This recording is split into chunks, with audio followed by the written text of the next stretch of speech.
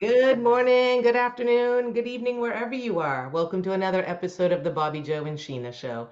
Today, we are going to talk about how kids can be our greatest teachers. Sometimes your kids are born and you go through life and there's just this power struggle sometimes. But I feel, I didn't have children, that people come into our lives to learn certain things about ourselves. And so I think that is also true with children, even though I don't have much to say on that part. But I definitely can say that people are brought into our lives and there's that resistance or there's this reflection about them. And you need to look deeper and realize that these are the greatest teachers of our lives. And I'm going to let Sheena talk about this. Sheena, what do you have to say about all that? Well, let me tell you, for the people who have young kids and you think you've got problems, then let me tell you, at least you've got control. Whenever they get to 25 and 31 and you have no control, and that's the bit that is, about letting go of that. Whenever you're before they were 18, then it was like, well, as long as they're happy, then I'm happy. You cannot live like that on the other side of that. It was easier to make them happy here, but now you cannot make them happy. They have to make themselves happy. They have to do it on their own.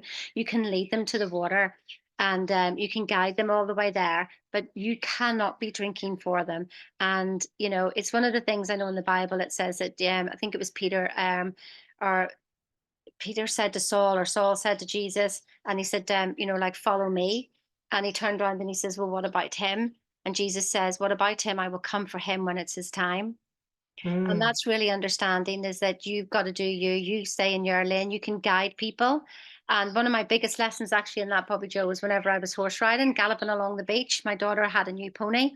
I was so busy looking at her and her new pony and checking her and everything. I'd really forgotten about my own horse and my own safety. And my horse stopped like an absolute brick wall at about 35 miles an hour. I hit the deck. I fractured my back, and I knocked myself unconscious. And all because I wasn't paying attention to me and what was going on around here. So I could have done the two things. I could have, made sure my horse was guided and still given instructions while still paying attention to myself. So that's what I've really learned, that my kids have actually taught me so much about me. I can see me in them. I can see all the old programming. Oh my goodness, can I see that? And they've taught me about me, and they have been my absolute greatest teachers about letting go of my own, what's the word, Mm. attachments to the way things should be like this. Well, they're not.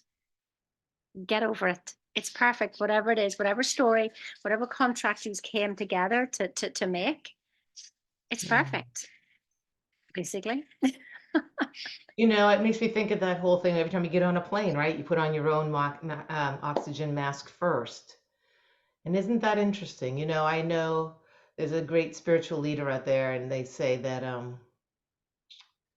your kids come in with a certain soul's path, and they have it, and we have to, it's our job to kind of make sure, yeah, you're wearing your helmet when you ride your bicycle and you're safe and all this. But, I see a lot of times out there and you see on Facebook little mini me's and everyone's trying to create oh, these were my dreams and my aspirations and I didn't have the tools and now you have all of it to do this. Well, those souls come in with their own agenda, their own path, and their own set of lessons to learn themselves. So, you have to have that grace to see that and just raise your kids the best that you can. But, they all have their own paths, and allowing that freedom of letting their wings go, I think, and letting them learn. And the earlier they learn, then the better it will be. But if you're coddling them till 18 and all of a sudden, oh, you're an adult, figure it out. Well, they don't have very good skill sets to figure out on their own then if you've just been coddling them the whole time. But that's just my opinion of not having kids, but I listen and watch and hear a lot. So, it's just about a lesson. It's about the growth. There's no race here to the end. Because when we figure it all out, we're on the other side. We're transcending.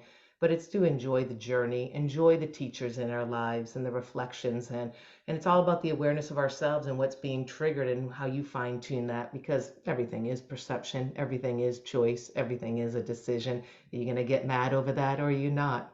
And why are you getting mad? See, Sheena, have we not been down some rabbit holes and rabbit holes and rabbit holes?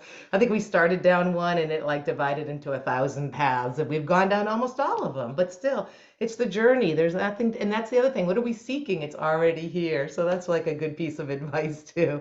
It's all about love and we are one, and but it's about the programming in our mind, our subconscious, and that's why we're here. Two mindset coaches just here sharing our experiences, sharing it with you. So like us, subscribe, start having more deep, meaningful conversations with your friends, no judgment involved, because when we all rise, that's when we'll see Earth as a place that it'll last for centuries. We are heading towards our sixth extinction, so they say, and this is man-made.